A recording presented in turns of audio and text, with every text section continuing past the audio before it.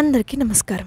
ఈరోజు కథ Hitler episode 22 drink చేసిన హాసిని. ఇక స్టోరీలోకి వెళ్తే నైట్ 12 అవుతున్నా రూమ్లో కూర్చొని గేమ్స్ ఆడుతున్న హాసిని అప్పుడే డోర్ ఓపెన్ చేసుకొని రూమ్లోకి ఎంటర్ అవుతున్న విరాట్ని చూసి మొబైల్ని పిల్లో కింద దాచేసి ఏమీ ఎరగని దానిలా నిద్ర నటిస్తుంది. కాసేపటికి డోర్ సౌండ్ రావడం, లైట్స్ ఆఫ్ అయిపోవడం, విరాట్ వెళ్ళిపోయాడని అనుకోవడంతో పైకి లేచి డ్యాన్స్ చేస్తున్న హాసిని ఎంట్రన్స్ దగ్గర వాలుకొని చేతులు కట్టుకొని నిలబడిన విరాట్ని చూసి బొమ్మలా బిగుసుకుపోయింది. తనను చూడగానే ఆగిపోయిన హాసిని ఫేస్లో కనిపిస్తున్న ఎక్స్ప్రెషన్స్కి లోపల నవ్వుకుంటూ సీరియస్గా ముందరికి వచ్చాడు విరాట్. ఇంతలో తేరుకున్న హాసిని ఫాస్ట్గా బెడ్ ఎక్కి మళ్ళీ దుప్పటి ముసుగు పెట్టింది. ఆమె చేసే ప్రతి పని గమనిస్తున్న విరాట్ నిదానంగా ముందుకు వెళ్ళి బ్లాంకెట్ మీద చేయి వేశాడు. తను వేసిన వేషాలకు ఎక్కడ తిడతాడో అని కంగారు పడుతున్న హాసిని తనపై చేయి వేయగానే మరింత భయపడిపోయింది. ఆమె ముఖంలో క్షణక్షణం మారుతున్న భావాలను గమనిస్తూ కప్పుకున్న బ్లాంకెట్ పక్కకు తీసి పైకిలే అని ఆర్డర్ వేశాడు Virat. Don't disturb me Virat, నాకు చాలా నిద్రొస్తుంది అని ఆవలిస్తూ పక్కకు తిరిగి పడుకుంది హాసిని. అవునా అని స్ట్రైట్గా అడిగాడు విరాట్. నిజమే, చాలా నిద్రొస్తుంది, కావాలంటే నా ఫేస్ చూడండి, ఎంతో నిద్రమత్తుగా ఉందో అని ఇన్నోసెంట్ ఫేస్తో అంది హాసిని. మరిందాక డ్యాన్స్ చేసింది ఎవరు అడిగాడు విరాట్. నాకు నిద్రలో వచ్చి అలా డ్యాన్స్ చేసే అలవాటు ఉంది, లైక్ స్లీప్ వాక్ అని సొలుపుతున్న కళ్ళతో చెప్పింది హాసిని. నీకు చాలా పెద్ద ప్రాబ్లం ఉన్నట్టుంది, హాస్పిటల్కి వెళ్దాం పదా అని ఆమె చేయి పట్టుకొని పైకి లేపడానికి ట్రై చేశాడు విరాట్. అయ్యో, అదేం పెద్ద ప్రాబ్లం కాదు, వర్రీ అవ్వాల్సిన అవసరం లేదు అని హాసిని అంది. అది చెప్పాల్సింది డాక్టర్ అని కొట్టినట్లు చెప్పి ఆమె చేయి పట్టుకొని లాగాడు విరాట్. ఇంత చిన్న విషయానికి డాక్టర్ ఎందుకు, కామన్ సెన్స్ ఉంటే సరిపోతుంది, మీరు వదిలితే నేను పడుకుంటాను అని అతని చేతుల్లో నుండి తన చేయి విడిపించుకొని నిద్రపోయే ప్రయత్నం చేసింది హాసిని.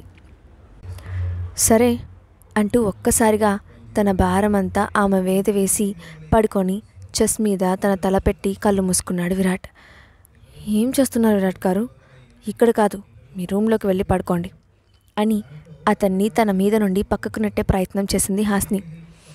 నాకు చాలా నిద్ర వస్తుంది, డోంట్ డిస్టర్బ్ అని తలెత్తి సీరియస్గా చెప్పి మళ్ళీ పడుకున్నాడు విరాట్. మీరు ఇక్కడ పడుకుంటే నాకు నిద్రపోతుంది, మీ బరువు నేను మోయలేను, పైకి లేవండి విరాట్ గారు ప్లీజ్ అని అతని కింద ఉన్న హాసిని గిలగిలా కొట్టుకుంటూ గోల చేసింది. సైలెంట్గా ఉండు, లేదంటే ఇప్పుడే ఏదో ఒకటి చేస్తాను వార్నింగ్ టోన్లో అన్నాడు విరాట్. ఏం చేస్తారు అని తడబడుతున్న గొంతుతో అడిగింది హాసిని. నువ్వు అనుకునేదే సీరియస్గా చెప్పాడు విరాట్.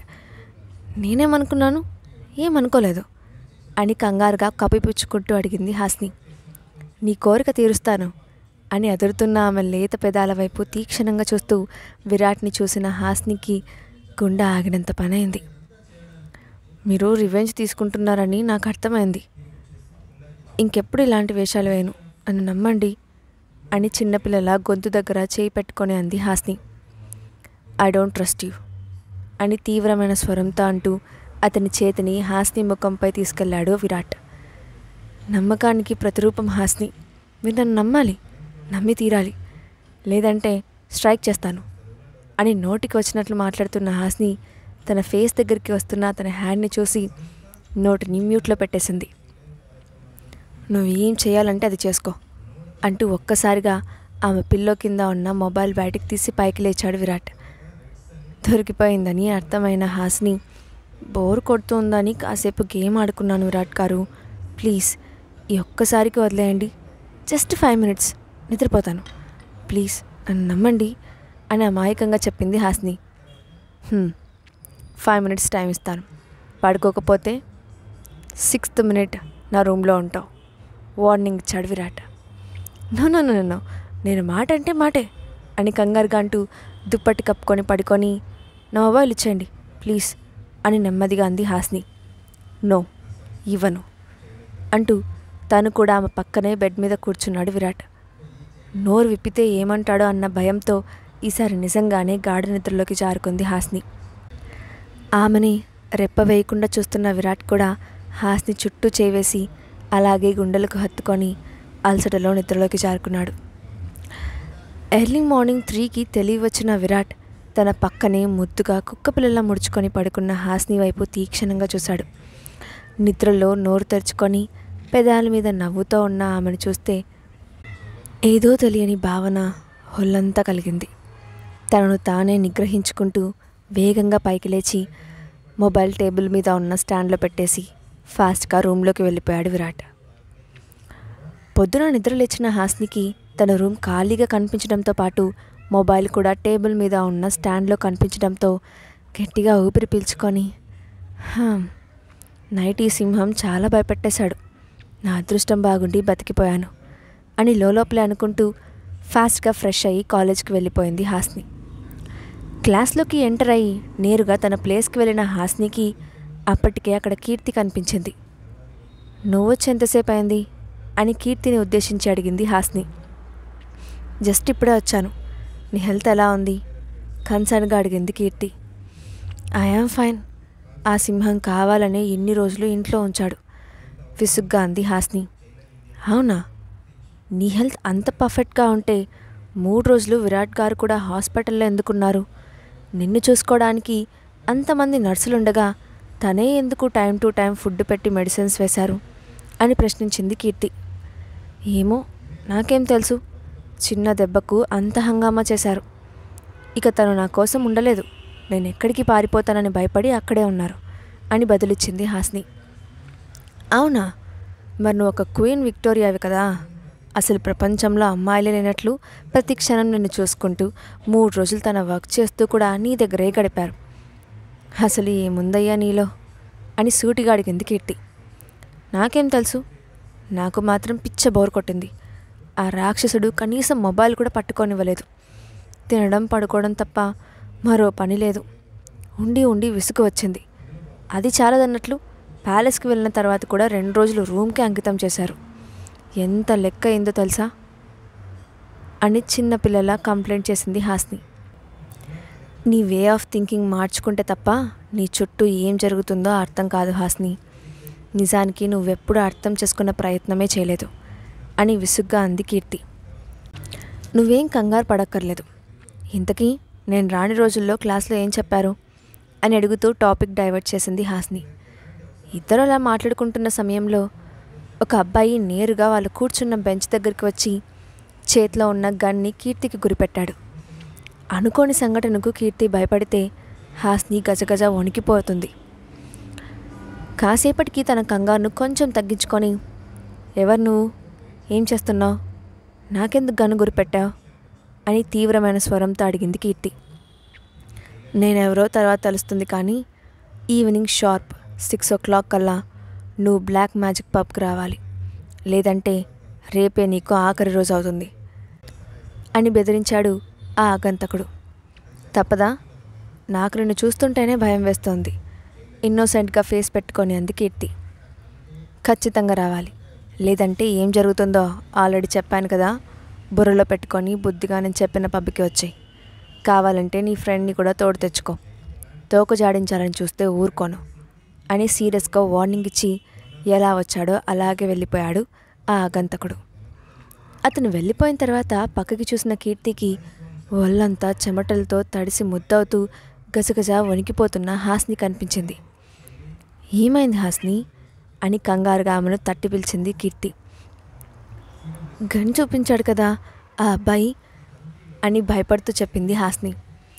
దేవుడా, గన్ను గురిపెట్టింది నాకైతే నువ్వెందుకు భయపడుతున్నావు అయోమయంగా అడిగింది కీర్తి. నీకు భయం వేయడం లేదా బేలగా అడిగింది హాస్ని. వాడేవడో నన్ను పబ్కి రప్పించడానికి అలా బిల్డప్ ఇచ్చాడు, వెళ్ళి అదేంటో చూస్తే పోలా, దానికెందుకు ఇంత భయపడుతున్నావు, రిలాక్స్గా ఉండు అని ధైర్యం చెప్పింది కీర్తి. నువ్వు ఒక్కదానివే వెళ్ళొద్దు కీర్తి, చాలా డేంజరస్గా కనిపిస్తున్నాడు అని టెన్షన్గా అంది హాస్ని. నేను ఒక్కదాన్నే ఎందుకు వెళ్తాను, నాతో పాటే నువ్వు కూడా వస్తావు అని కొంటగా నవ్వుతూ అంది కీర్తి. నో, నేను రాను, విరాట్ గారికి తెలిస్తే తోలు వలిచేస్తారు, నన్ను వదిలే తల్లి అని కీర్తికి దండం పెట్టింది హాస్ని. నువ్వేం చేస్తావో నాకు తెలియదు, నువ్వు వస్తున్నావు అంతే, ఎక్కువసేపు వద్దు, జస్ట్ వాడి సంగతి ఏంటో చూసి వచ్చేద్దాం అని నమ్మకంగా చెప్పింది కీర్తి. సాయంత్రం 5 అయింది. కాలేజ్ నుండి బయటకు వస్తున్న సమయంలో హాస్ని మొబైల్ రింగ్ అయింది. బ్యాగ్ నుండి బయటకు తీసి చూసిన ఆమెకు డిస్ప్లే మీద విరాట్ నేమ్ కనిపించింది. వెంటనే కాల్ అటెండ్ చేసి హలో అనగానే, నేను రావడానికి లేట్ అవుతుంది, జాగ్రత్తగా ఉండు, టైంకి తిని పడుకో అన్నాడు విరాట్. అంటే మీరు నైట్ ప్యాలెస్కి రారా అని అడిగింది హాస్ని. ఎందుకు, నన్ను మిస్ అవుతున్నావా? రమ్మంటే వచ్చేస్తాను వెంటనే అన్నాడు విరాట్. నేనెందుకు మిస్ అవుతాను, నాకేం పని లేదనుకుంటున్నారా? వస్తారో రారో మీ ఇష్టం అని కాల్ కట్ చేసి విరాట్ను తిట్టుకునే పనిలో పడింది హాస్ని. ఏమైంది హాస్ని, ఎందుకు నీలో నువ్వే కొనుక్కుంటున్నావు ఆరాగా అడిగింది కీర్తి. ఏం లేదు, ఆ సింహం నైట్ రావడానికి లేట్ అవుతుందంట అని విరాట్తో జరిగిన కాన్వర్జేషన్ మొత్తం కీర్తికి వివరంగా చెప్పింది హాస్ని. మంచిదే కదా, హ్యాపీగా ఫీల్ అవ్వాల్సింది పోయి తిట్టుకుంటున్నావెందుకు, మనం కూడా పబ్కి వెళ్ళి రావచ్చు అని ఆనందంగా చెప్పింది కీర్తి. అంతే అంటావా అపనమ్మకంగా అంది హాస్ని. ఇంకా నీకు అపనమ్మకమేనా? తెలివైన వాడు దొరికిన అవకాశాన్ని వాడుకుంటాడు. పద, హాస్టల్కి వెళ్ళి ఫ్రెష్ అయ్యి పబ్కి వెళ్దాం అని హాస్నిని తొందరపెట్టింది కీర్తి. సరే అని ప్యాలెస్కి కాల్ చేసి తను కూడా రావడానికి లేట్ అవుతుందని, విరాట్ కూడా లేట్గా వస్తాడని ఇండైరెక్ట్గా వాళ్ళకి తను అతనితోనే ఉన్నానన్నట్లు హింట్ ఇచ్చి కాల్ కట్ చేసింది. తర్వాత కీర్తితో కలిసి హ్యాపీగా బయలుదేరింది హాస్ని. పబ్కి వెళ్ళిన హాస్ని, కీర్తి ఒక దగ్గర కూర్చొని సాఫ్ట్ డ్రింక్స్ ఆర్డర్ చేసి డ్యాన్స్ ఫ్లోర్ మీద హుషారుగా గెంతులు వేస్తూ ఎంజాయ్ చేస్తున్న జంటలను చూస్తూ ఉన్నారు.